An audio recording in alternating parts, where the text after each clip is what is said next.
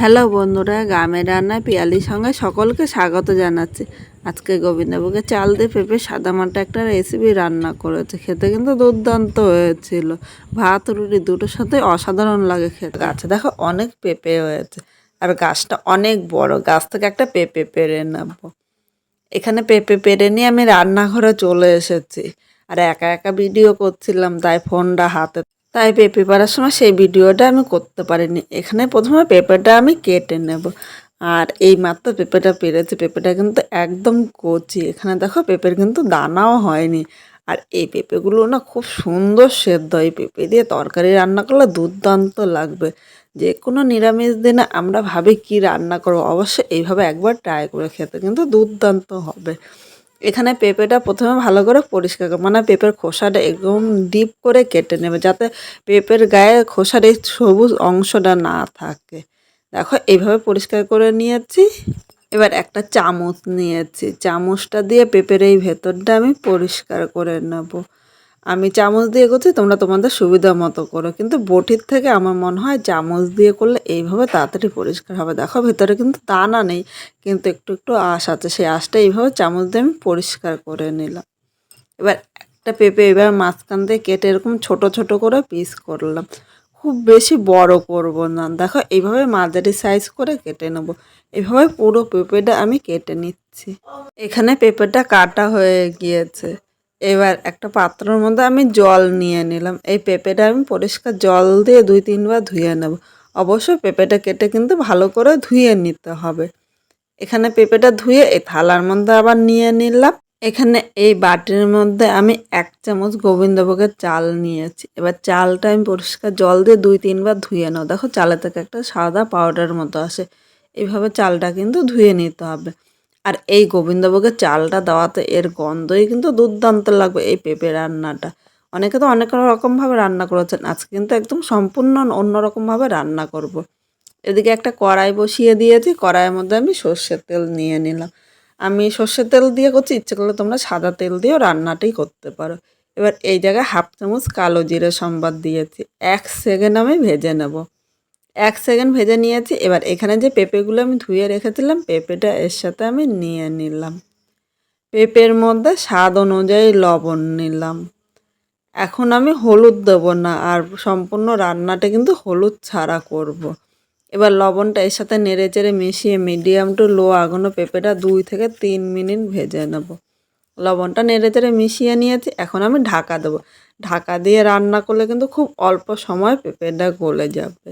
3 minute পর ঢাকনিটা তুলে নিয়েছি। এখানে দেখো পেঁপের ভাজাটা কিন্তু হয়ে গিয়েছে। আর ঢেকে রাখাতে পেঁপেটা কিন্তু তাড়াতাড়ি নরম হয়ে যায়। দেখো পেঁপেটা কিন্তু একদম সেদ্ধ হয়ে গিয়েছে।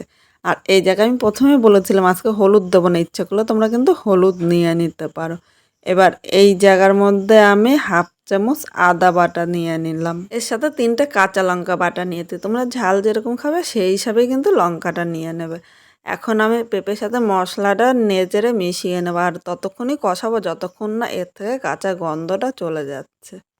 এবার এখানে আর একটু স্বাদ অনুযায়ী লবণ নিয়ে নিলাম। পেঁপেটা এখন 2 থেকে 3 মিনিট মিডিয়াম আগুনে কষিয়ে নেব। এখানে পেঁপেটা কষানো হয়ে গিয়েছে আর মশলার একটা ভাজা গন্ধ বেরিয়েছে।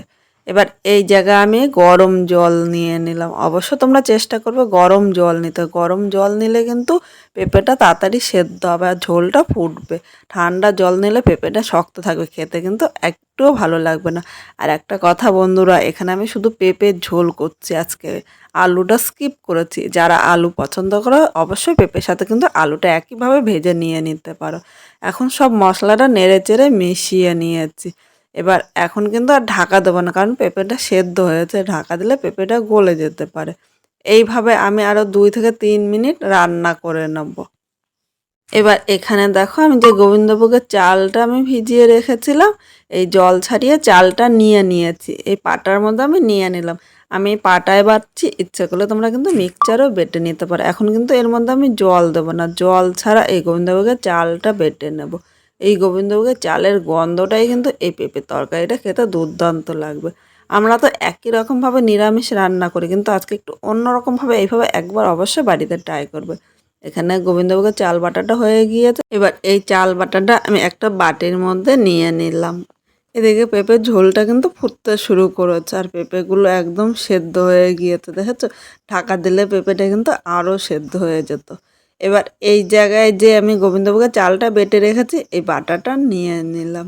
বাটির গায়ে অল্প চাল বাটা লেগে আছে, তাই এই বাটিটা ধুয়ে সামান্য জল নিলাম। এবার এই চাল বাটাটা পেঁপের সাথে নেড়ে চেড়ে মিশিয়ে নেব। আজকে আমি পেঁপে সাদা মাটা তরকারি রান্না করেছি। আর শেষে গোবিন্দভোগের চালের গন্ধটাই কিন্তু এই পেঁপেটা খেতে দুর্দান্ত লাগবে। এবার শেষে আমি একটুখানি মিষ্টি দিলাম, মিষ্টি না দিলে কিন্তু এর স্বাদটা ব্যালেন্স হবে না। যারা মিষ্টি পছন্দ করে না অবশ্য সামান্য একটু পরিমাণে দিয়ে মিষ্টিটা নেড়ে চেড়ে মিশিয়ে নিলাম। এখন আমি আরও 1 থেকে 2 মিনিট রান্না করে নেবো, তাহলে মিষ্টিটা এর সাথে কিন্তু খুব সুন্দরভাবে মিশে যাবে। 2 মিনিট রান্না করে নিয়েছি, এখানে দেখো পেঁপের তরকারিটা কিন্তু হয়ে গিয়েছে। তোমরা ইচ্ছে করলে এরকমও নামাতে পারো বা একদম গা শুকনো করেও কিন্তু নামিয়ে নিতে পারো। আমি আর 1 মিনিট জাল দিয়ে নেব। এখানে দেখো পেঁপের তরকারিটা হয়ে গিয়েছে। এবার একটা পাত্রের মধ্যে আমি নামিয়ে নিলাম। যে কোনো নিরামিষ দিনে এইভাবে একবার অবশ্য বাড়িতে ট্রাই করবেন, আর এইভাবে করলে খেতে কিন্তু দুর্দান্ত লাগবে। এখানে গোবিন্দভোগের চাল দেওয়াতে এর গন্ধটা কিন্তু আরও দারুণ আসছে। আর এইভাবে করে গরম ভাত বা রুটি দুটোর সাথে অসাধারণ লাগবে। অবশ্য কমেন্ট করে জানাতে কিন্তু ভুলবেন না। পুরো ভিডিওটা দেখার জন্য তোমাদের অসংখ্য ধন্যবাদ।